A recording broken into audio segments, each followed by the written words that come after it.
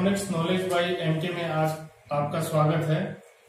और आज मैं आपके सामने एक बहुत ही इंटरेस्टिंग वीडियो लेकर आया हूं। और ये वीडियो जो है कुछ टेक्निकल बच्चे हैं जो पढ़ रहे हैं, टेक्निकल एजुकेशन ले रहे हैं, तो उनको भी शायद ये जो आज मैं बताने जा रहा हूँ ये टॉपिक जो उनको कुछ हेल्पफुल होगा। और मुझे खुशी होगी कि उनको जो है मतलब मेरी इस दी गई जानकारी से कुछ हेल्प मिले। तो चलिए दोस्तों शुरू करते हैं। आज का जो टॉपिक है वो block diagram of monochrome TV है।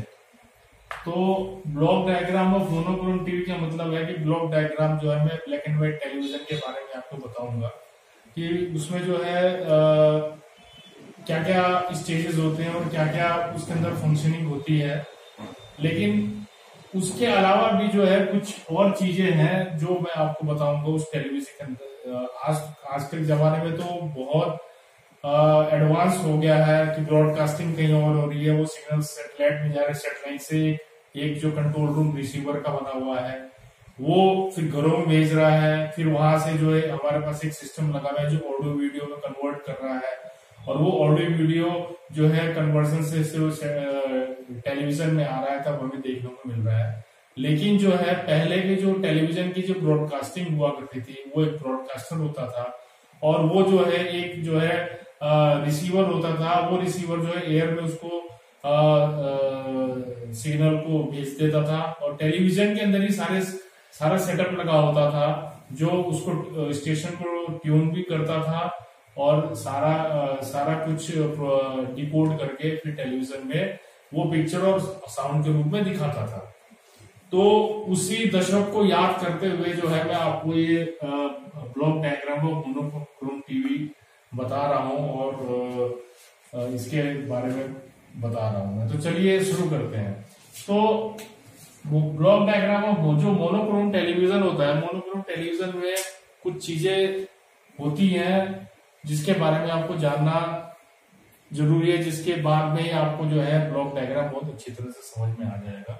तो सबसे पहले तो जो मोनोक्रोम टीवी होता है उसके अंदर सबसे मेन पार्ट होता है सीआरटी। सीआरटी का मतलब होता है कैथोड रे ट्यूब होती है। नाम से ही पता है कि ये कैथोड रे इमिशन करता है और एक ये ट्यूब आकार का जो है एक कांच का बक्सा होता है, तो इसलिए इसे कैथोड रे ट्यूब बोलते हैं। दूसरा पार्ट होता है डाइपोल एंटीना। जो एंटीना छत के ऊपर लगाया जाता था वो जो है सिग्नल को रिसीव करता था। तो वो जो है या कि एंटीना में डाइपोल एंटीना है और वो एंटीना किस टाइप का होता है ये भी बताऊंगा आपको मैं। और आजकल तो डिश टीवी की तारें आती है दूसरे टाइप की जो फ्लेक्सिबल वायर्स आती हैं। लेकिन पहले जो है टेलीविजन के सिग्नल को रिसीव करने के लिए जो वायर को यूज किया जाता है उसे फीडर वायर बोला जाता था। फीडर वायर क्या होता है? और उसके बाद एक इसके अंदर बैलून ट्रांसफार्मर लगा होता है। ये बैलून ट्रांसफार्मर जो है ये सिग्नल की इम्पिडेंस को टेलीविजन की इम्पिडेंस से मैचिंग करता था और ये बैलेंस टू अनबैलेंस होता था। मतलब इसका नाम जो बैलेंस टू अनबैलेंस ट्रांसफार्मर है, तो इसलिए इसे शॉर्ट में बैलून ट्रांसफार्मर बोला गया। और ये सिग्नल की इम्पिडेंस की मैचिंग करता था, इसलिए इसे ये हर एक टेलीविजन में लगा होता था। और फिर जो है एक क्रोमा सिग्नल होता है, क्या होता है ब्लैक सिग्नल क्या होता है, इल्यूमिनेस सिग्नल क्या होता है, ये मैं बताऊंगा आपको ब्लॉक डायग्राम के अंदर में। और अभी थोड़ा सा मैं आपको बता देता हूं कि जो टेलीविजन के अंदर जो ब्रॉडकास्टिंग होती थी ब्लैक एंड व्हाइट टेलीविजन में, और ब्रॉडकास्टिंग भी जब ब्लैक एंड व्हाइट होती थी तो ब्लैक सिग्नल ट्रांसमिट होता था और टेलीविजन के अंदर जो है व्हाइट सिग्नल उत्पन्न किया जाता था। तब जाकर के जो इमेज बनती थी वो ब्लैक एंड व्हाइट बनती थी। और उसके बाद जो है जब कलर टेलीविजन का प्रसारण चालू हुआ तो कलर टीवी के प्रसारण में फिर ये समस्या आ गई कि वे ब्लैक एंड व्हाइट के लिए अलग सिग्नल बनाना होगा और कलर टीवी के सिग्नल के प्रसारण के लिए अलग अलग सिस्टम बनाना होगा। लेकिन फिर बाद में रिसर्च एंड डेवलपमेंट सिग्नल ने जो है आर और वाई और बी सिग्नल को ही जो है ब्लैक सिग्नल बना दिया। रेड सिग्नल वाई सिग्नल और ब्लू सिग्नल को ही ब्लैक सिग्नल के रूप में बना दिया। और ये जो कलर टीवी के लिए RYB हो गया। और ल्यूमिनेस सिग्नल होता है, ल्यूमिनेस सिग्नल जो है इसको ब्लैक एंड व्हाइट टीवी के लिए जो है ब्लैक एंड व्हाइट टीवी के लिए व्हाइट सिग्नल बना दिया गया, और कलर टीवी के लिए जो है ये जो है आर से ल्यूमिनेस सिग्नल मिला करके अलग अलग सिग्नल्स बनाए गए। और फिर जब ये सिग्नल बनाया गया कलर टीवी के अंदर, तो जो आर सिग्नल है वो डिले होने लगा, उसमें फिर डिले लाइन लगाई गई।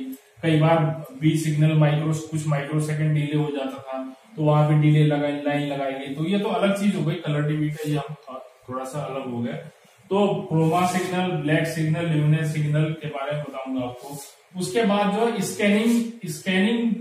स्कैनिंग कैसे होती है टेलीविजन के अंदर, जो है वो पिक्चर इमेज जो बनती है वो इमेज को कैसे स्कैनिंग करता है। तो प्रोग्रेसिव स्कैनिंग दो प्रकार की होती है, प्रोग्रेसिव स्कैनिंग, इंटरलेस स्कैनिंग। तो इंडिया के अंदर कैसे स्कैनिंग होती है, कैसे 625 लाइनों को स्कैन 2 बार में किया जाता है, कैसे हॉरिजॉन्टल वर्टिकल में इमेज बनती है, ये बताऊंगा आपको। और उसके अंदर जो है एक टेलीविजन के अंदर एक EST होता है, जो एक्स्ट्रा हाई टेंशन, जो 18,000 की वोल्टेज बनाता है 53 और 51 सेंटीमीटर में, और 17,000 की वोल्टेज बनाता है छोटे 14 इंच की टेलीविजन में। और इसका लिंक जो है पावर सप्लाई के साथ कैसे होता है EST का, ये भी मैं आपको बताऊंगा। और फिर एक मेन पार्ट होता है TV20 डायोड, जो एक्स्ट्रा हाई टेंशन जो 18,000 की वोल्टेज होती है, इसको जो DC में बदलता है। और इसको DC में बदलना क्यों जरूरी होता है, और ये जो EST में 18,000 वोल्टेज जो बनती है,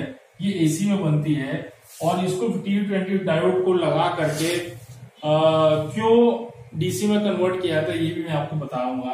तो ये इतने जो पार्ट्स मैंने आपको बताया, ये ब्लॉक डायग्राम टेलीविजन के साथ साथ जो है मैं आपको बताऊंगा, और इनके बारे में थोड़े डिटेल बताऊंगा। उसके बाद में ब्लॉक डायग्राम आपको बताऊंगा, ताकि आपको पूरा क्लियर हो जाए कि टीवी ब्रॉडकास्टिंग के बाद जो टेलीविजन कैसे सिग्नल को रिसीव करता है, और कैसे उसमें से साउंड अलग की जाती है, वर्टिकल सिग्नल अलग किया जाता है, और ब्लैक सिग्नल को, वर्टिकल और हॉरिजॉन्टल सिग्नल को अलग किया जाता है।